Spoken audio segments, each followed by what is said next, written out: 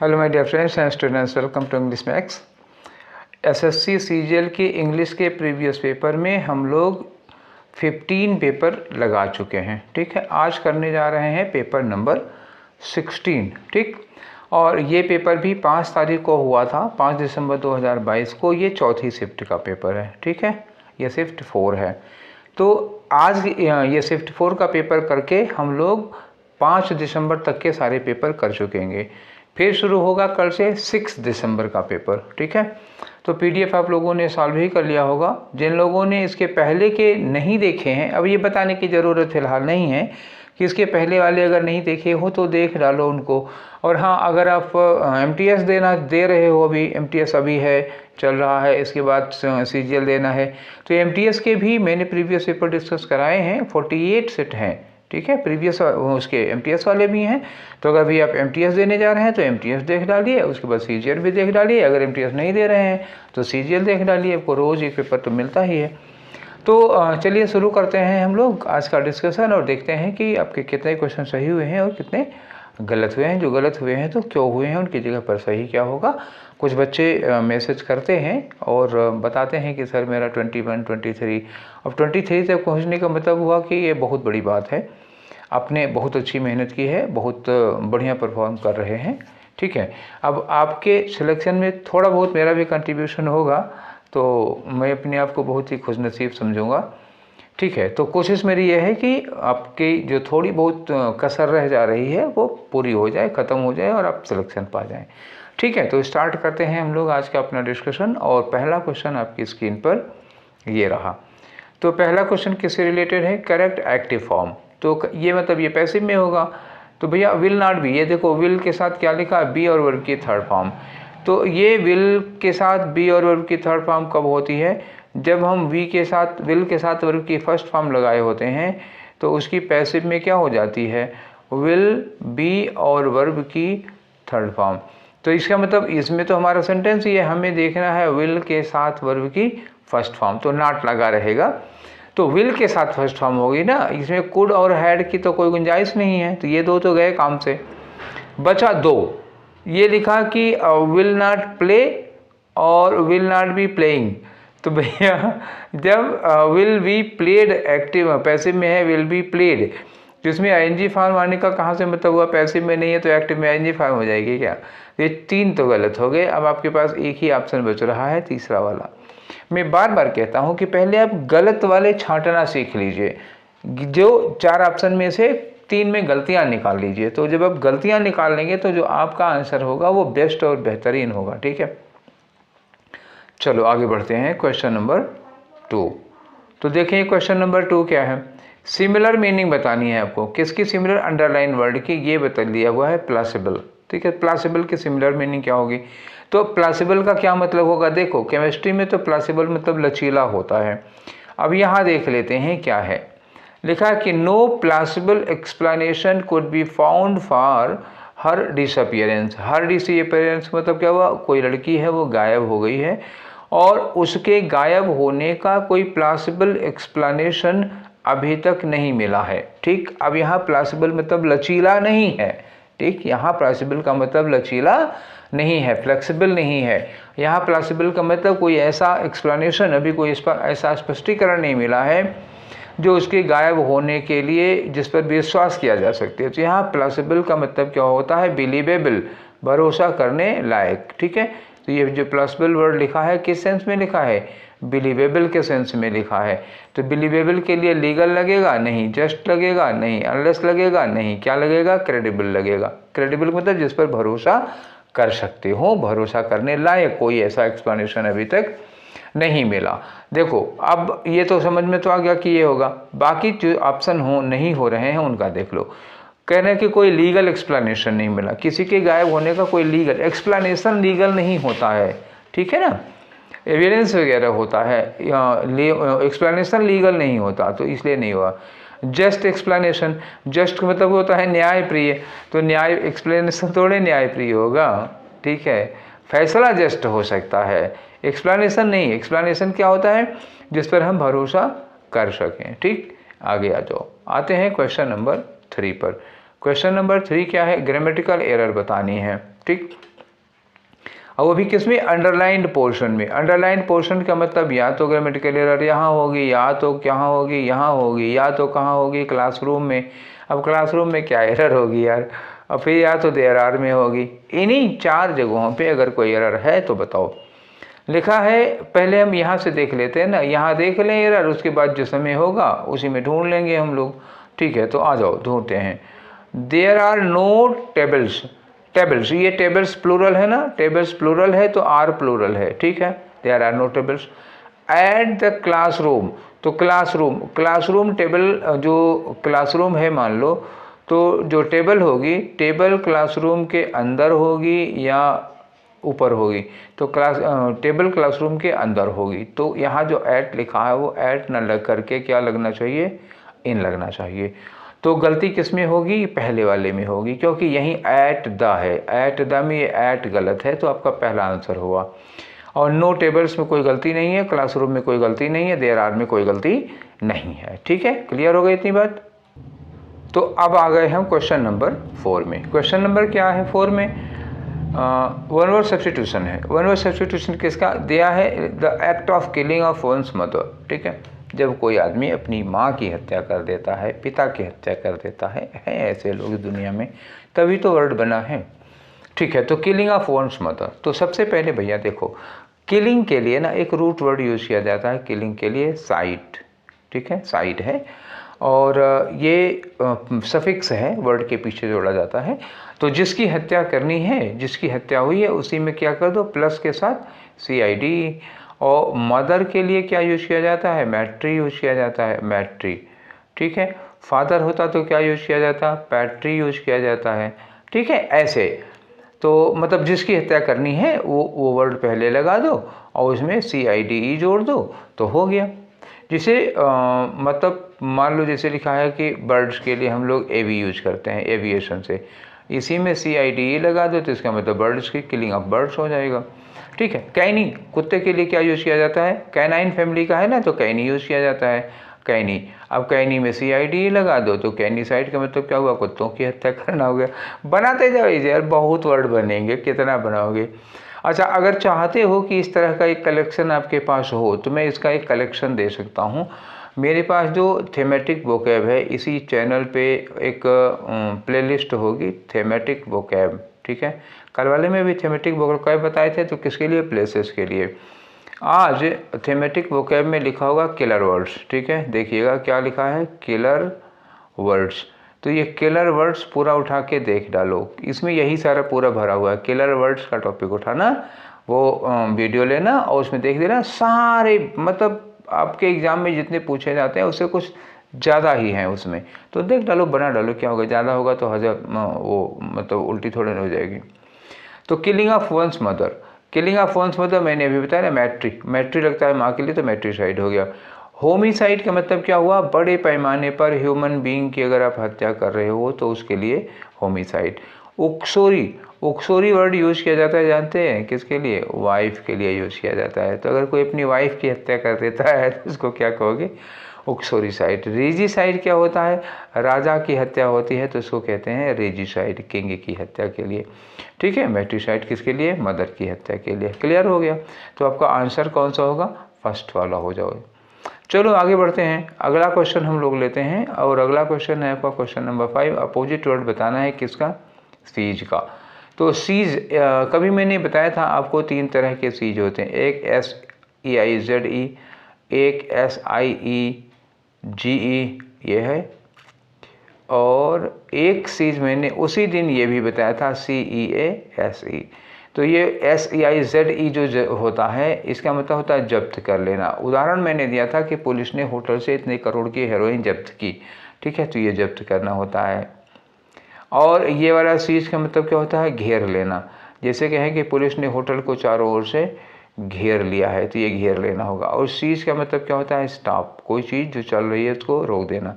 जैसे cease fire होता है, 2 देशों के बीच में लड़ाई चल रही है तो सीज फायर होता है। सीज फायर का मतलब क्या हुआ, लड़ाई रोकी जाती है तो उसको सीज कहा जाता है। तो हमारा ये वाला सीज ये वाला है ना, रोकने के लिए। रोकने का एंटोनिम क्या होगा बताओ जरा, रोकने का एंटोनिम होगा स्टार्ट करना। तो हाल्ट मतलब भी रुकना हो जाएगा, ये तो लगेगा नहीं। बिगिन करना मतलब शुरुआत करना, प्रोड्यूस करना रिलेशन नहीं, ओरिजिन करना रिलेशन नहीं। तो सीज करने का अपोजिट क्या होता है? बिगिन करना। ऑप्शन आसान था, एक्चुअली क्वेश्चन वर्ड थोड़ा डिफिकल्ट था, अगर नहीं पता तो ऑप्शन कितने भी आसान होंगे। अगर जो क्वेश्चन वर्ड है वो उसका मतलब आप नहीं समझ पा रहे हैं तो आंसर कितना भी आसान हो, करेंगे क्या? ठीक है, तो आ जाओ नेक्स्ट क्वेश्चन पे चलते हैं हम लोग, और ये रहा आपका क्वेश्चन नंबर 6। क्या है बताना है इसमें? करेक्ट पैसिव फॉर्म बतानी है। तो पैसिव फॉर्म क्या है? लिखा है the department conferred a scholarship to Kailash. तो वर्ब कौन सी है? वर्ब है कन्फर्ड। ठीक है, जरा क्लियर करके तब बताते हैं। ये आपकी वर्ब हो गई कन्फर्ड।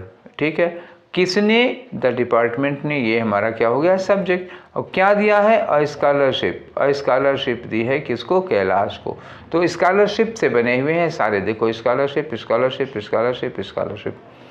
अब देखो वर्ब की सेकेंड फॉर्म है, कन्फर्ड क्या है? वर्ब की सेकेंड फॉर्म है। वर्ब की सेकेंड फॉर्म होने का मतलब हुआ कि हम वाज या वर्ब के साथ क्या यूज कर दें? थर्ड फॉर्म यूज कर दें। तो स्कॉलरशिप वाज होगा, तो पहली बात तो ये इज नहीं होगा, और ये हैज नहीं होगा, और ये हैड नहीं होगा, काम खत्म। मतलब इतना आसान होता है अगर आप खाली ये समझ लें कि इस हेल्पिंग वर्ब की जगह पर हमें क्या यूज करना है, या इस वर्ब की जगह पर क्या यूज करना है। 2-3 आंसर तो ऐसे ही कर जा रहे हैं। अब वो ये भी देखो लेटेस्ट पेपर है, ऐसा भी नहीं कि बहुत पुराना पेपर है, अभी 6 महीने पुराना पेपर है। ठीक है, तो इसमें इसी में देख लो, और वो भी सीजीएल का पेपर है। ठीक, तो ऐसे ऐसे क्वेश्चन हैं कि आप केवल वर्ब पकड़िए, आपके 3 आंसर कट गए, एक ऑप्शन बचा। पूरा पढ़ने की, वो बदलने की, या दुनिया भर का ताम झाम करने की कोई ज़रूरत ही नहीं है। ठीक है, नेक्स्ट क्वेश्चन पे आते हैं हम लोग, क्वेश्चन नंबर 7। क्वेश्चन नंबर 7 में क्या करना है आपको? बताना है ये इडियम। ठीक है, इडियम अंडरलाइन किया हुआ है, मतलब जो पोर्शन अंडरलाइन किया हुआ है ये, इसके लिए सुटेबल इडियम कौन सा लगेगा? ये 4 इडियम, 1 2 3 4 ये इडियम है, और ये उसकी मीनिंग है जो अंडरलाइन किया हुआ है। तो इस सेंस में, इस मीनिंग के लिए कौन सा इडियम इसमें से लगाएंगे? तो पहले आपको मीनिंग दे ही दी गई है, आपको इडियम ढूंढना है उस मीनिंग के लिए। तो पढ़ना पड़ेगा। लिखा है the announcement of the new tourism policy. तो नई टूरिज्म पॉलिसी अनाउंस की गई है, तो उसका जो अनाउंसमेंट है, पॉलिसी ऑफ द गवर्नमेंट। ठीक है, तो नई जो announcement policy, tourism policy announce की गई, उस पॉलिसी ने हैज का मतलब क्या हुआ? इस पॉलिसी ने क्या किया है? Made some people excited and interested. इससे कुछ लोग बहुत एक्साइटेड और इंटरेस्टेड हो गए हैं। तो एक्साइटेड और इंटरेस्टेड क्या होता है पता है ना? Quicken the pulse. Quicken the pulse ये होता है इसका, इसी का मतलब होता है। क्विकन द पल्स का मतलब होता है किसी को बहुत ज़्यादा एक्साइटेड कर देना, या किसी को किसी काम में बहुत ज़्यादा इंटरेस्टेड कर देना। तो आंसर कौन सा हो गया आपका? 2 हो गया। पहले ये लगा लो, फिर बाकियों का मतलब बताते हैं। ठीक है, तो जो बाकी इडियम्स हैं उनका मतलब क्या होगा? एक है pull out all the stops, मतलब जितने भी स्टाफ हैं सारे स्टाफ्स को पुल आउट कर लो, खींच लो। मतलब क्या हुआ? कहीं रुकेंगे नहीं, कहीं टिकेंगे नहीं। मतलब pull out all the stop का मतलब क्या हुआ? इतनी मेहनत करना, एड़ी चोटी का जोर लगा देना, कोई ऐसा काम जिसमें पूरा का पूरा प्रयास झोंक देना। सारे स्टाफ जहाँ जहाँ रुकना था, आराम करना था, चाय पीना था, कुछ नहीं करेंगे, मतलब बिना रुके बिना थके सारा काम करेंगे। तो ये pull out all the stops हो गया। अब run around the circle. Run around the circle का मतलब क्या होता है? पहले इसको समझा देता हूँ। एक सर्किल है ये, ठीक है, इसी के चारों ओर घूम रहे हो बार बार, बस इसी के चारों ओर दौड़ रहे हो और कुछ कर नहीं रहे हो, बस यही चारों ओर दौड़ रहे हो। तो इसका मतलब क्या हुआ कि आप एक ही काम बार बार किए जा रहे हो, वही बात बार बार रिपीट कर रहे हो, वही काम बार बार रिपीट कर रहे हो, उसका कोई फल मिल नहीं रहा है। मतलब क्या हुआ?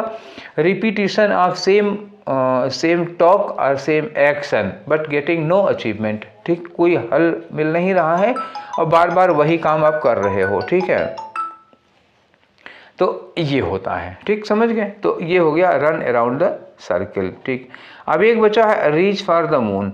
रीच फॉर द मून का मतलब क्या भैया? चंद्रमा पे पहुंचने का मतलब समझ रहे हो ना? कोई ऐसे काम की कोशिश करना, किसी ऐसे काम के लिए ट्राई करना जो बहुत ही कठिन हो, जो बहुत ही मुश्किल हो। ठीक है, समझ गए बात को? तो ये होता है रीच फॉर द मून। तो आंसर वाला कौन सा है? 2 वाला है। बाकी तीनों के हमने आपको मतलब बता दिया। आगे बढ़े क्वेश्चन नंबर 8 की ओर। तो ये रहा क्वेश्चन नंबर 8। बताना क्या है? एक इडियम दिया हुआ है। अब की बार इडियम पहले दिया है, इसकी मीनिंग बताओ। In hot water, in hot water का मतलब ये बताओ कि अगर आपको गर्म पानी में डाल दिया जाए तो क्या होगा, परेशानी में होंगे कि सुख में होंगे?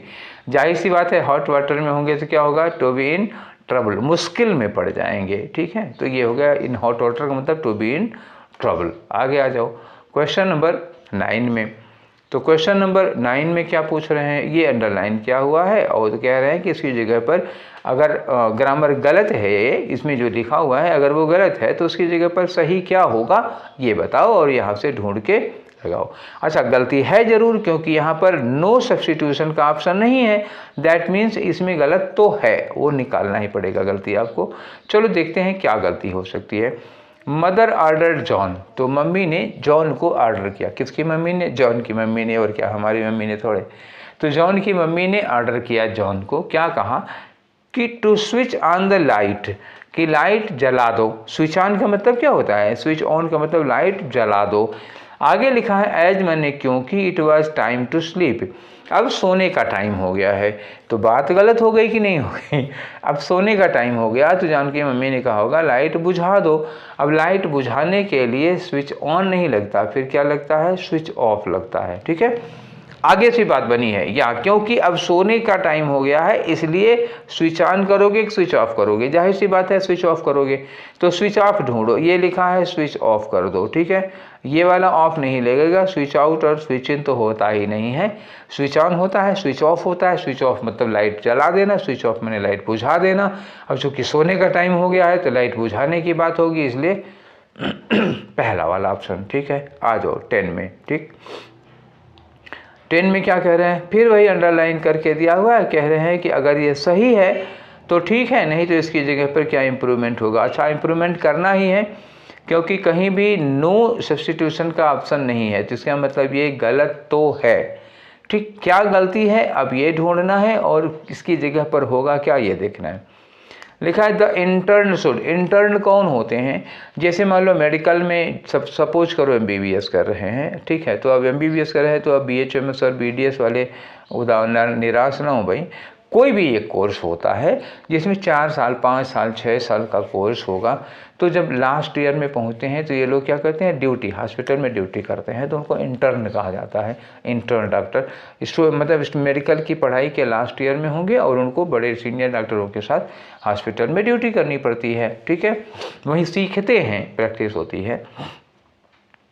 तो इन्होंने कहा कि द इंटर्न, इंटर्न मतलब जो ट्रेनी है, जो इसमें अंडर ट्रेनिंग है, उसको कहते हैं intern. Should take a right choice, ठीक है, in choosing the right job for her. कोई लड़की है जो इंटर्न कर रही है, इंटर्नशिप कर रही है, मतलब प्रैक्टिस कर रही है, सीख रही है, उसने उसके लिए कहा गया कि उसको एक राइट चॉइस लेनी चाहिए राइट जॉब के लिए। तो टेक अ चॉइस नहीं होता भैया, असल में जानते हो कोई जब कोई चॉइस की जाती है तो वहाँ क्या यूज़ किया जाता है, मेक अ चॉइस, ना कि टेक अ चॉइस। ठीक है, टेक अ चांस होता है, टेक अ चांस होता है, टेक अ चॉइस नहीं होता। क्या होता है, मेक अ चॉइस होता है। तो ढूंढो पहले मेक अ चॉइस, ये दिया है मेक अ चॉइस। ठीक, तो ये चौथा वाला होगा। क्लियर हो गया? ठीक है, आगे आ जाओ। तो आते हैं हम अब क्वेश्चन नंबर 11 पर। क्वेश्चन नंबर 11 पे साइनोनिम बताना है किसका, रैथफुल का। रैथफुल का मतलब जानते हो क्या होता है, गुस्से में। रैथफुल का मतलब गुस्साया हुआ। ठीक है, अब गुस्साया हुआ के लिए आप क्या यूज कर सकते हो, एंग्री यूज कर सकते हो, एंग्री हो यूज कर सकते हो, फ्यूरियस यूज कर सकते हो, गुस्से में फ्यूरियस होगा। और इन्फ्यूरिएटेड, उसी फ्यूरी से ये भी बना है, इन्फ्यूरिएटेड भी हो सकता है। और एक वर्ड है इंडिग्नेंट यूज कर सकते हो, इंडिग्नेंट, NANT, ऐसे मतलब ऐसे ढेर सारे हैं, लगा सकते हो, रैथफुल वगैरह। ठीक है, तो अब देखो साइनोनियम बताया ना, तो जो गुस्से में कोई एडजेक्टिव होगा तो वही लगेगा फिर। तो एमिएबल का मतलब क्या होता है, अपोजिट हो जाएगा। एमिएबल मतलब मित्रवत होता है। ठीक है, बहुत ही फ्रेंडली, बहुत ही कॉर्डियल होता है। ठीक है, एमिएबल और कार्डियल दोनों साइनोनियम है। कार्डियल का मतलब बहुत मित्रवत फ्रेंडली होगा, एमिएबल का मतलब बहुत मित्रवत फ्रेंडली होगा। तो ये दोनों तो होने से रहे। ठीक है, ये दोनों नहीं हो पाएंगे। अब प्लीज्ड मतलब खुश हो गया।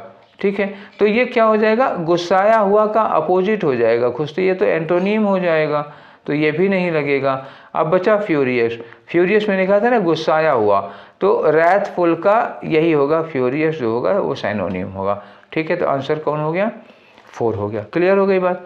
अब आगे आ जाओ क्वेश्चन नंबर 12 पे। ठीक, तो यहाँ फिर वही सब्स्टिट्यूट, अंडरलाइन पोर्शन है, ये लिखा हुआ है, इसका अगर सही करना ही है, क्योंकि यहाँ पे नो सब्स्टिट्यूशन का ऑप्शन ही नहीं है, मतलब ये गलत तो है। ठीक, अब ये आपको नहीं सोचना है कि गलत है कि नहीं है, गलत तो है क्योंकि नो सब्स्टिट्यूशन का ऑप्शन नहीं है। आ गया जो बाइडन, कौन बाइडन, वही अमेरिका के राष्ट्रपति जो बाइडन। लिखा है कि write a letter to the Russian president, लिखा है टू रेस्ट्रेन फ्रॉम वार, आप वार को रोकिए, वार से दूर रहिए। रेस्ट्रेंट मतलब यही होता है, इस चीज़ से परहेज करिए, दूर रहिए इससे। तो जो बाइडन ने रूस के राष्ट्रपति व्लादिमीर पुतिन को लेटर लिखा कि आप मतलब युद्ध को रोकिए, युद्ध से परहेज करिए। तो अब ये एक बार की घटना है या रोज़ रोज़ की घटना है। तो अब आप जब जानते हो प्रेजेंट इंडेफिनिट तो हो नहीं सकता, क्योंकि जो बाइडन क्या है, सिंगुलर सब्जेक्ट, और राइट क्या हो गई, प्लूरल वर्ब, तो ये तो गलत हो ही गई। अच्छा, अब ये देखो कि हमें इसकी जगह पे करना क्या होगा, राइट्स करना होगा या रोट करना होगा। ठीक है, तो राइट्स का मतलब क्या हुआ, ये सेंटेंस किस में आ गया, हैबिट में आ गया, हैबिट या रूटीन में आ गया। तो क्या जो बाइडन रूस के राष्ट्रपति को हमेशा या अक्सर चिट्ठी लिखा करते हैं, तो ये हमेशा की बात नहीं है, एक बार की बात कह रहे हैं। तो एक बार की बात में क्या लगेगा, रोट लगता है, तो रोट अ लेटर, ये पहला वाला ठीक है। राइटिंग नहीं लगा सकते क्योंकि जो Biden writing a letter, is वगैरह तो कुछ लगाओगे तब तो होगा, और राइट फिर वही गलत हो गए राइट में। अच्छा, राइट्स अ लेटर, ये चौथे वाले में थोड़ा बहुत चांस था, लेकिन राइट्स लगाने का मतलब हुआ कि ये हो जाएगी जो बाइडन की आदत या उनका रूटीन एक्शन हो जाएगा। तो चूंकि ये रूटीन तो है नहीं, इसलिए चूंकि पास्ट की एक घटना है तो क्या करेंगे, एक ही बार तो लिखा है उन्होंने, तो इसलिए रोट लगाना ज़्यादा ठीक रहेगा। ठीक, आगे बढ़ते हैं, आ जाओ क्वेश्चन नंबर 13 पर। तो क्वेश्चन नंबर 13 में क्या कह रहे हैं, वन वर्ड सब्स्टिट्यूशन, किसका, सेंटेंस पढ़ो, एन एक्सेसिवली इंटेंस डिजायर, अरे बाप रे, excessively intense desire, intense desire ही काफ़ी था, लेकिन अब एक्सेसिवली इंटेंस डिजायर होगा तो फिर बहुत ज़्यादा हो गया।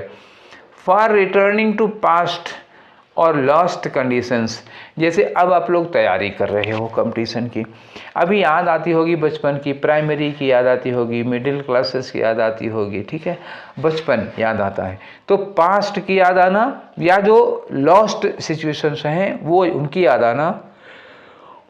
हॉस्टल लाइफ अगर आपको याद आ रही है तो क्या होगा, तो उसको कहते हैं, उस मेंटल स्टेट को कहते हैं नॉस्टैल्जिया। ठीक, बचपन की याद आना, घर से दूर हो तो मम्मी की याद आना, ठीक है, ये सब चीज़ें नॉस्टैल्जिया फीलिंग होती हैं। तो आंसर तो आपका ये वाला हो गया। ठीक है, पैरानोइया क्या होता है, पैरानोइया एक तरह का उन्माद है, उन्माद जान रहे हो ना आप लोग, उन्माद एक तरह का सनक होता है, एक तरह का पागलपन हो जाता है। ठीक है, उन्माद, पैरानोइया। ग्लिटरिटी, ग्लिटरिटी का मतलब जानते हो, न्यूज़पेपर वगैरह में ये वर्ड यूज किया जाता है, खास तौर से किसका वर्ड है, न्यूज़पेपर का वर्ड है। और ये किसके लिए यूज किया जाता है, जो वीआईपीज होते हैं, मतलब वो लोग जिनका न्यूज़पेपर वगैरह में अक्सर नाम आता है, बड़े लोग, इन लोगों का ग्लिटरिटी कहा जाता है। अफेक्शन का मतलब क्या होता है, लगाव, अपनापन, प्यार, मोहब्बत, ये सारी चीज़ें, अपनापन, अपनापन, एक तरह से आप क्या कह सकते हो, अफेक्शन मतलब लव होता है। क्लियर, ठीक है, आगे बढ़ें, आंसर आपका हो ही गया। आते हैं क्वेश्चन नंबर 14 पे, अभी 14 छोटा हुआ है। तो इसमें कह रहे हैं कि इसका करेक्ट ऑर्डर बताओ, ठीक है ना, इसका करेक्ट ऑर्डर बताना है आपको। तो चलो पहले इसको पढ़ के देखते हैं। We are encouraged, we are encouraged, कैसे एनकरेज्ड होते हैं, वी आर एनकरेज्ड हेल्प, ऐसे नहीं लगेगा, टू लगा होता, we are encouraged to help, तो पी से स्टार्ट होगा। अब दूसरा है कि वी आर एनकरेज्ड बाय, हम इस बात से इनकरेज्ड हैं, किस बात से, बाय, कैसे, by how women are embracing online, online learning, online सीख रहे हैं, to develop new skills that can. अब दैट कैन, इस कैन के बाद क्या आनी चाहिए, वर्ब की फर्स्ट फॉर्म, तो दैट कैन, ये वर्ब की फर्स्ट फॉर्म लगी है, दैट कैन के बाद क्या लगा दिया, पी लगा दिया, मतलब इस कैन के बाद यही हेल्प लग सकता है और कोई चारा ही नहीं है। अब ये सोचो, that can work and promote, हाँ एक चांस तो इसका भी बन रहा है ठीक है, तो अभी पढ़ के देखना पड़ेगा, एक झटके में काम बना नहीं हमारा जो सोच रहे थे। तो पहली बात तो ये आ गया कि वी आर एनकरेज्ड बाई, ठीक है, वी आर एनकरेज्ड वर्क नहीं होगा, वी आर एनकरेज्ड लर्निंग नहीं होगा, we are encouraged by how women are embracing online. तो क्यों हमारा, इसके बाद क्या लग सकता है, क्यों लग सकता है। देखिए क्यू से स्टार्टिंग वाले कितने हैं, तो ये पी से शुरू हो रहा, पी से शुरू हो रहा, एस से शुरू हो रहा, क्यू से शुरू हो रहा, एक ही है, हो गया आंसर, बन गया काम हमारा, ठीक है। तो चलो एक बार फिर दिखाता हूँ आप लोगों को। वी आर एनकरेज्ड, इनकरेज्ड के बाद क्या लगाना हो, या तो टू के साथ वर्ब की फर्स्ट फॉर्म लगाओ, या तो फिर वही बाई वाला लगाओ, किससे इनकरेज्ड हो। तो टू के साथ वर्ब की फर्स्ट फॉर्म किसी में दी नहीं है, ये देखो आईएनजी फॉर्म दी है, ये वर्ब फर्स्ट फॉर्म दी है, ये हेल्प फर्स्ट फॉर्म दी है, पर टू नहीं लेगा, कोई नहीं लेगा। We are encouraged by how women are embracing online learning, ठीक है। तो मतलब क्यू से एक ही स्टार्ट ही हो रहा है, तो तीसरे के अलावा और कोई आंसर ही नहीं होगा। पूरा पढ़ के देखना चाहो तो देख लो, we are encouraged by how women are embracing online learning to develop new skills that can help accelerate their return to, अब यहाँ टू लगाऊंगा ना, तो रिटर्न टू वर्क, इसी टू के बाद वर्क की फर्स्ट फॉर्म लगानी थी ना, तो return to work and promote economic nobility, ये हो गया, क्लियर हो गया। चलो आगे आते हैं क्वेश्चन नंबर 15 पे। तो क्वेश्चन नंबर 15 में क्या है, कह रहे हैं कि करेक्ट इनडायरेक्ट फॉर्म बताना है। करेक्ट इनडायरेक्ट फॉर्म मतलब मधुरिमा एक्सप्लेन्ड, मधुरिमा ने एक्सप्लेन किया, क्या बात एक्सप्लेन की। अब एक्सप्लेन के बाद जहाँ जहाँ इन्वर्टेड कॉमा लगा है वहाँ क्या लगाओगे, दैट लगाओगे, एक ये हटाना पड़ेगा। यहाँ लिखा है क्या, आई, आई कौन हो गया, मधुरिमा हो गई, तो आई का मतलब क्या हो गया, सी हो गया, ठीक है। और एम का वाज होगा क्योंकि एक्सप्लेन्ड जो है वो पास्ट टेंस में है, तो यहाँ क्या होगा, that she was planning to quit, my का क्या हो गया, her, that she was planning to quit her graduation. अब आ जाओ देखो, दैट सी वाज प्लानिंग, भैया सी के साथ वर्ब तो लगेगा नहीं, इनकी कहानी खत्म हो गई। सी प्लान्ड नहीं, सी वाज प्लानिंग होगा, तो ये लिखा है सी वाज प्लानिंग, यहाँ लिखा है सी हैड बीन प्लानिंग, तो हैड बीन तो होगा ही नहीं, हो गया काम। अगर मैं हेल्पिंग एक्टिव पैसिव हो, डायरेक्ट इनडायरेक्ट हो, वर्ब पकड़ लो, आधा काम हो जाना है, ठीक है। आगे चलो 16 आते हैं हम लोग, क्वेश्चन नंबर 16। तो ये रहा क्वेश्चन नंबर 16। क्या करना है इसमें, कह रहे हैं कि किसमें सबसे अप्रोप्रिएट यूज ऑफ प्रीपोजिशन, किसमें प्रीपोजिशन का सबसे अच्छा यूज हुआ है।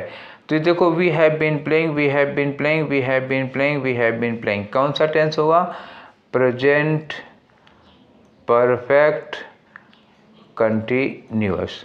प्रेजेंट परफेक्ट कंटिन्यूअस में दो चीज़ लगती है, क्या लगता है, एक सेंस लगता है और एक फॉर लगता है।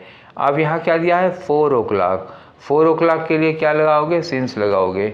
अगर 4 days लिखा होता, 4 hours लिखा होता तो फार लगता, 4 o'clock लिखा हुआ है तो सिंस लगेगा। तो सिंस किस में दिया हुआ, इसमें दिया हुआ है, तो फ्रॉम और टू तो लगता ही नहीं फार, लेकिन यहाँ 4 hours लिखा होता तो फार लगता, तो ये भी गलत है। केवल कौन सा सही है, सिंस वाला सही है, ठीक है। चलो आगे बढ़ते हैं, क्वेश्चन नंबर 17 आपका। तो क्वेश्चन नंबर 17 क्या, इनकरेक्टली स्पेल्ड वर्ड, बताओ किसकी स्पेलिंग गलत है। हैंड में फुल लगा, ठीक तो है, इसकी तो सही है, कंडक्ट की भी सही है, एकदम बच्चों वाली स्पेलिंग पूछ ली, बायोपिक ये भी सही है, ठीक। तब क्यों गड़बड़ क्या है, जो ये बचा वो गड़बड़ ही होगा। तो डेमोलिश में क्या होगा, DE होता है भैया, DEMOLISH, डेमोलिश का मतलब क्या होता है, ढहा देना, क्या, ढहा देना। अब ढहा देना नहीं समझ रहे हो तो योगी बाबा का बुलडोजर याद करो, ठीक है। तो बुलडोजर क्या करता है, बिल्डिंगों को गिरा देता है, ढहा देता है, तो किसी इरेक्टेड स्ट्रक्चर को गिरा देना, डेमोलिश करना होता है। तो इसी यही है जिसकी स्पेलिंग गलत है, तो ऊपर वाले सारे आंसर नहीं होंगे, आंसर कौन सा होगा, चौथा, ठीक है। आगे आए, क्वेश्चन नंबर 19 करें, चलो अच्छा कर लेते हैं। ये रहा आपका क्वेश्चन नंबर 19। अब लिखा है कि खाली जगह भरनी है, करना क्या है ये तो बता रहे हैं, ठीक है। I looked at her face, मैंने उसके चेहरे को देखा, एंड फाउंड, और मैंने ये पाया कि शी वाज गेटिंग डिस्टर्ब्ड, मैंने उसके चेहरे की ओर देखा और मैं ये पाया कि शी वाज गेटिंग डिस्टर्ब, वो डिस्टर्ब हो रही थी। तो इसलिए I decided to drop that, तो मैंने ये डिसाइड किया कि मैं ये चीज़ ड्रॉप कर दूंगा। तो क्या होगा, कोई टॉपिक होगा और क्या, कोई बातचीत चल रही होगी, उस बातचीत पर, उस कन्वर्सेशन पर वो डिस्टर्ब हो रही थी, तो वो टॉपिक बंद कर दिया जाए, वो टॉपिक ड्रॉप कर दिया जाए, तो वहाँ टॉपिक लगेगा। तो I decided to drop that chance नहीं, I decided to drop that pride, ये भी नहीं, I decided to drop that product, product क्यों बंद करोगे यार, कोई अगर डिस्टर्ब हो रहा है तो बातचीत, वो विषय बंद करना है। हाँ, तो ये सब्जेक्ट हो जाएगा। टॉपिक मैंने कहा था ना, I decided to drop that topic का मतलब ड्रॉप दैट सब्जेक्ट हो जाएगा। 19 नंबर वाला हो गया। अब आ जाओ क्वेश्चन नंबर 20 पर अपने। ठीक, 20 में क्या बताना है, एंटोनियम किसका, अंडरलाइन वर्ड का। अंडरलाइन क्या हुआ, ये रूथलेसली दिया हुआ है। अब उसका अपोजिट करो। Government ruthlessly decided to force it citizens, government ने बहुत ही निर्दयतापूर्वक, बहुत ही कठोरतापूर्वक ये डिसाइड किया है कि वो फोर्स करेंगे अपने सिटीजन्स को टू पे टैक्सेज इवन ड्यूरिंग फेमाइन, कि फेमाइन मतलब अकाल। अब भैया अगर अकाल पड़ा हो उस समय भी आप नागरिकों को टैक्स जमा करने के लिए मजबूर करोगे, तो आप क्या करोगे, ये रूथलेसली होगा कि नहीं होगा। रूथलेसली मतलब निर्दयता पूर्वक, बहुत ही कठोरता पूर्वक, बिना दया के उन्होंने कहा कि टैक्स जमा करो, वो भी अकाल पड़ा था तब। तो इसका अपोजिट क्या होगा, इसका अपोजिट हो गया दयापूर्वक। ठीक है ना, बहुत ही शालीनता, बड़ी ही दया के साथ, हमदर्दी के साथ, ये आ जाएगा अपोजिट। तो टायरेनिकली मतलब क्या हुआ, अत्याचार पूर्वक। यार 2 दिन से ये वर्ड पीछा ही नहीं छोड़ रहा है, कल वाले में भी 2 बार था ये वर्ड, आज भी आ गया। ठीक है। तो टायरेनिकली मतलब अत्याचार पूर्वक। इनडिफरेंटली का मतलब बिना प्रभावित हुए, इनडिफरेंटली का मतलब ना हमारा कोई लेना देना नहीं, उदासीनता समझ लो। ठीक है ना, तो मतलब ना गुड ना बैड, एकदम से इनडिफरेंटली। लेकिन रूथलेसली का मतलब कठोरता पूर्वक किया है ना। अनस्क्रपलसली, अनस्क्रपलस मतलब हुआ बेहिचक, और लीनियंटली का मतलब क्या हुआ, लीनियंट मतलब उदारता पूर्वक। आहा, वो कठोरता पूर्वक है और ये उदारता पूर्वक है, तो कौन सा होगा, अपोजिट लीनियंटली होगा। ठीक है, आगे आ जाओ। Question number 21। अब 21 से लेकर के 25 तक में हम लोग क्या करते हैं, ये बात पिछले कई दिनों से बता रहा हूँ, अब नहीं बताएंगे, आपको सामने दिख तो रहा ही होगा। ठीक है, चलो, तो भरने के लिए पहले इसको पढ़ना पड़ेगा। पढ़ो, देखो लिखा, a robot is a mechanical या वर्चुअल आर्टिफिशियल एजेंट। रोबोट को बताया इन्होंने क्या है, एक मैकेनिकल या वर्चुअल आर्टिफिशियल एजेंट है। आर्टिफिशियल का मतलब जिसको हमने बनाया है, भगवान ने नहीं, आर्टिफिशियल एजेंट है। यूजुअली एक इलेक्ट्रोमैकेनिकल मशीन है ये। इलेक्ट्रो मतलब इलेक्ट्रिक से चलता है, सब सिस्टम उसमें इलेक्ट्रॉनिक है। इलेक्ट्रोमैकेनिकल मशीन है वो। दैट इज डैश बाई, जो कि डैश बाई कंप्यूटर प्रोग्राम, जो जिसे कि कंप्यूटर प्रोग्राम चलाता है। तो दैट इज ऑपरेटेड बाई, या that is controlled by, that is regulated by, जो भी लगाओ यहाँ पे, तो जिसको कंप्यूटर प्रोग्राम के द्वारा ऑपरेट किया जाता है। तो यहाँ ऑपरेटेड, कंट्रोल्ड, रेगुलेटेड ऐसे कुछ लगेगा, गाइडेड वगैरह भी लग सकता है। ठीक। तो जो कंप्यूटर प्रोग्राम के द्वारा कंट्रोल किया जाता है, या इलेक्ट्रॉनिक सर्किटरी मतलब वही इलेक्ट्रॉनिक सर्किट के द्वारा। आगे लिखा, इन जनरल, सामान्य तौर पर, वैसे generally, robots can be autonomous या सेमी ऑटोनोमस। जो रोबोट होते हैं वो ऑटोनोमस या सेमी ऑटोनोमस होते हैं। कुछ एकदम ऑटोनोमस होते हैं, अपने मन से ही काम कर लेते हैं, कुछ सेमी ऑटोनोमस होते हैं। एंड आर नाउ यूज्ड, और इस समय रोबोट्स का यूज किया जा रहा है इन डिफरेंट फील्ड्स, अलग अलग क्षेत्रों में। अब तो भैया ऑपरेशन वगैरह करने में भी यूज करने लगे हैं इनको। आगे लिखो, तो कह रहे हैं कि दे आर रिप्लेस्ड, ठीक है, sorry, they have replaced dash, इन्होंने किसको रिप्लेस किया है। अब रोबोट ने किसको रिप्लेस किया है, इंसान को रिप्लेस किया है ना, इंसान की जगह पे तो रोबोट काम कर रहे हैं। तो रोबोट्स हैव रिप्लेस्ड, यहाँ पे क्या आ जाएगा, मनुष्य। लिखा है in performing repetitive and dangerous task, जो रिपीटिटिव मतलब बार बार एक ही काम दोहराना है, या जो खतरनाक काम है उनको करने के लिए क्या कर दिया है, इंसान की जगह रोबोट को लगा दिया गया। विच कह रहा है कि which humans prefer not to do, मतलब वो काम जिसे इंसान करना पसंद नहीं करता है, ठीक है, या आर अनेबल टू डू, या जिन कामों को करने में इंसान सक्षम नहीं है, जो करना नहीं चाहता, उस जगह कंप्यूटर यूज कर दिया जाता है। बिकॉज ऑफ साइज लिमिटेशन, आगे तो साइज लिमिटेशन मतलब इंसान बड़ा होगा तो वहाँ रोबोट यूज कर दिया जाता है क्योंकि वो छोटा सा होता है। आगे लिखा है कि are which take place in extreme, या कुछ ऐसे काम होते हैं जो बहुत एक्सट्रीमिटी में काम करते हैं, जैसे समुद्र की बहुत ज़्यादा गहराई में होगा तो इंसान वहाँ जाने से रहता तो रोबोट भेज दो। ठीक, आगे कहा कि यहाँ लिखा है dash such as in extreme dash, तो इन एक्सट्रीम क्या होगा, इन एक्सट्रीम सिचुएशन, मतलब इंसान उस जगह काम करना में हिचकिचाता है, नहीं जाना चाहता है जो इन एक्सट्रीम सिचुएशन में होते हैं। ठीक है, जैसे कि उदाहरण दिया सच है, जैसे कि आउटर स्पेस कहीं अंतरिक्ष में भेज दिया गया, या द बॉटम ऑफ द सी, समुद्र के बॉटम में डाल दिया गया, तो वहाँ इंसान जाने से डरता, तो जो समुद्र का बॉटम है वही तो है एक्सट्रीम सिचुएशन।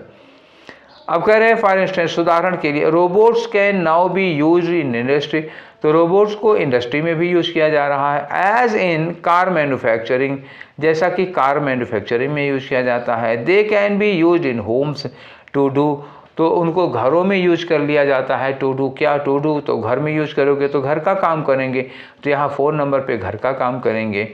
सम रोबोट्स में रिस्पॉन्ड टू स्पीच, तो कुछ रोबोट ऐसे भी हैं जो आपकी बातों को भी, आपकी स्पीच को भी रिस्पॉन्ड करते हैं। या इवन भी मेडिकल ऑपरेटिंग टूल्स, अभी मैंने शुरू में बताया था कुछ रोबोट्स तो ऑपरेशन भी कर रहे हैं यार। आगे लिखा कि there are concerns about the increasing use of robots, अब जो है कि रोबोट्स के जो यूज बढ़ता जा रहा है तो उस पर लोग चिंता जाहिर कर रहे हैं। And their role in the society, आगे robots are blamed for, robots के ऊपर एक आरोप और लगता है कि इन्होंने राइज किया, इन्होंने बढ़ाया है डैश, डैश का मतलब क्या हुआ, रोबोट्स ने क्या बढ़ाया, जब इंसानों की जगह रोबोट का ज़्यादा यूज होने लगेगा तो इंसान बेरोजगार हो जाएगा, तो इन्होंने बेरोजगारी बढ़ाई है। तो आरोप लगता है कि रोबोट्स ने बेरोजगारी बढ़ाई है। एज दे रिप्लेस वर्कर्स, क्योंकि ये काम करने वालों को रिप्लेस कर देते हैं। In increasing number of function, बहुत सारे कामों में ये जो जहाँ पे 10 आदमी काम करता वहाँ अकेले एक रोबोट लगा के काम करा लेता है आदमी। ठीक है, तो इसलिए ये कहा जाता है, ये आरोप लगाया जाता है रोबोट पर कि रोबोट ने बेरोजगारी को बढ़ाया है। ठीक है, तो आपने भर तो लिया सारा का सारा। चलो अब एक एक करके हम लोग क्या करते हैं, इन्हें देखते हैं। तो पैसेज बड़ा था, क्वेश्चन तो यहाँ नहीं आ पाया है, नेक्स्ट वाले पे आ रहा है क्वेश्चन, देखिएगा क्वेश्चन नंबर 23। तो इसके लिए हम पहले क्या कर देंगे, आपको एक बार क्वेश्चन नंबर दिखा देते हैं ना, देख लीजिए इसको। तो पहले पे क्या भरना है, यहाँ कहा था ना कि रोबोट एक इलेक्ट्रोमैकेनिकल मशीन है, ठीक है, जो कि डैश की जाती है कंप्यूटर प्रोग्राम के द्वारा। तो कंप्यूटर प्रोग्राम के द्वारा क्या की जाती है ये बताओ। तो कंप्यूटर प्रोग्राम के द्वारा ये की जाती है गाइडेड, चेज्ड, चैलेंज्ड या इंक्लूडेड, बताओ। तो कंप्यूटर प्रोग्राम के द्वारा ये क्या की जाती है, गाइडेड की जाती है। जब मैंने बताया था आप लोगों को, तो मैंने कहा था कंप्यूटर प्रोग्राम के द्वारा कंट्रोल की जाती है, गाइड की जाती है, डायरेक्ट की जाती है, ऑपरेट की जाती है, ऐसे कुछ लगाओगे तो गाइडेड दिया है उनमें से, जो मैंने बोला था उनमें से एक और दिया है गाइडेड, तो वही लगा लो, बाकी सारे सुटेबल नहीं है। अब 22 वाले नंबर पे आ जाओ। ठीक है, तो ये जो 22 वाला है तो एक बार आप देख लीजिए क्या है यहाँ पे। ठीक है, तो देखो यहाँ 22 वाला है ना, तो इन्होंने कहा कि they have replaced dash in performing repetitive and dangerous task. इन्होंने रिपीटिटिव और डेंजरस टास्क को करने के लिए डैश को क्या किया है, रिप्लेस किया है। तो बताओ किसको रिप्लेस करेंगे, टॉयज को रिप्लेस करेंगे, काम करते तो है नहीं टॉय, तो होगा नहीं। तो इन्होंने मशीन्स को रिप्लेस किया है, एजेंट्स को रिप्लेस किया है, या ह्यूमंस को रिप्लेस किया है। तो इन्होंने किसको किया है, ह्यूमन को रिप्लेस किया है ना, अलग अलग काम करने के लिए उन्होंने ह्यूमंस को रिप्लेस किया है। तो इनकी ह्यूमन की जगह पर ये काम कर रहे हैं ना। आगे आ जाओ। तो अब आते हैं हम लोग, कौन सा पढ़ना है हम लोगों को, क्वेश्चन नंबर 23। तो 23 तो एक बार यहाँ से देख लेते हैं 23 में क्या है। ये 3 वाला हो गया ना। तो इन्होंने यहाँ क्वेश्चन दिया है, यहाँ से देखें कहाँ, हाँ ये दिया है कि ऐसे काम which human prefer not to do या unable to do because of the size limitation, या विच टेक प्लेस, या ऐसे काम जो कि होते हैं कहाँ, in the extreme dash, in the extreme position या सिचुएशन। तो इन द एक्सट्रीम पोजीशन या सिचुएशन के लिए क्या लगाओगे भैया, क्या लगाओगे ज़रा बताओ हमको। तो इसके लिए लगेगा extreme environments, extreme pattern, extreme beauty या एक्सट्रीम एन्जॉयमेंट, बताइए। तो यहाँ होगा एक्सट्रीम एनवायरनमेंट। एग्जाम्पल के लिए इन्होंने दिया था कि या तो आउटर स्पेस में होंगे या समुद्र के बॉटम में होंगे, तो वो क्या होता है, एक्सट्रीम एनवायरनमेंट होता है। एक्सट्रीम एनवायरनमेंट का मतलब क्या हुआ, जो आदमी के लिमिट के बाहर जहाँ हो जाता है, ठीक है। ये पैटर्न और एन्जॉयमेंट और ब्यूटी में नहीं जाना है, एक्सट्रीम एनवायरनमेंट में जाना है, ठीक है। अगला हुआ नंबर 4, फिलर नंबर 4, ठीक है। तो इनको घरों में भी यूज किया जाता है, फिर से दिखा लो, वही वाला है, इनको घरों में भी यूज किया जाता है। 4 नंबर पे यही था ना कि ये दे can be use in Holmes, इन्हें घरों में यूज किया जाता है। टू डू डैश, वो घरों में यूज किए जाते हैं क्या करने के लिए, घर के काम करने के लिए यूज किया गया। किस लिए, तो क्या करने के लिए, हैंड वर्क करने के लिए नहीं, हाउस वर्क करने के लिए, यस, नेटवर्क करने के लिए और सॉफ्टवेयर के लिए नहीं है, हाउस वर्क करने के लिए यूज किया जाते हैं। नेक्स्ट आ जाओ, तो ये रहा हमारा कौन सा, क्वेश्चन नंबर 25। तो एक बार देख लेते हैं कि 25 में क्या लगाना था। ये है, हाँ, हम लोगों को लगा था, हाँ, इनके ऊपर आरोप लगाया जाता है कि ये डैश चीज़ बढ़ा दिए हैं क्योंकि ये लोगों की जगह काम करने लगे हैं, ठीक है। तो लोगों की जगह काम करने लगे हैं, तो अब क्या करोगे क्वेश्चन नंबर 5 के लिए। तो क्या बढ़ा दिया है इन्होंने, पीस बढ़ा दिया है कि सोशल इशू बढ़ाया है कि करप्शन बढ़ाया है कि अनएम्प्लॉयमेंट बढ़ाया है। तो जाहिर सी बात है, ये आदमियों की जगह पे काम करने लगे हैं, तो क्या बढ़ा रहे हैं, अनएम्प्लॉयमेंट बढ़ा रहे हैं। तो ये थे हमारे आज के क्वेश्चन नंबर 25 क्वेश्चन। आज सेट नंबर कौन सा था, 16 था। 16 में अब 25 को गुणा कर दीजिए, अब अंदाज़ा लगा लीजिएगा कितने हम लोग कर चुके हैं, ठीक है। तो अब इसके बाद हम लोग शुरू करेंगे 17, 18, 19 और 20। तो 5 दिसंबर का सेट हम लोग ऑलरेडी नहीं, अभी ख़त्म किए हैं। 5 दिसंबर ख़त्म किए हैं। कल शुरू करेंगे हम लोग 6 दिसंबर के। 5 दिसंबर के 4 हो गए, 6 दिसंबर के 4 होंगे। तो जब 6 दिसंबर के 4 हो जाएंगे तो समझ लेना हम हाफ पे आ गए, ठीक है। 20 सेट हो जाएंगे ना, इसके बाद इस वाले तक आते आते 20 सेट हो जाएंगे। 20 सेट होने का मतलब हम हाफ पर पहुँच गए हैं, ठीक है। तो चलिए अब फाइनल करते हैं इस सेशन को। तो ये सेशन आप लोगों को कैसा लगा, और सेशन को आगे बढ़ाइए और अपने कमेंट्स हमको देते रहिए, ज़रूर देते रहिए। अच्छा लगता है सुन करके कि इस डिस्कशन से किसी को फ़ायदा पहुंच रहा है, यही हमारी मेहनत सफल होना होगा, ठीक है। तो फिर मिलते हैं हम लोग कल वाले सेशन में। आज वाले सेशन को एंजॉय करिए। Till then take care, thank you.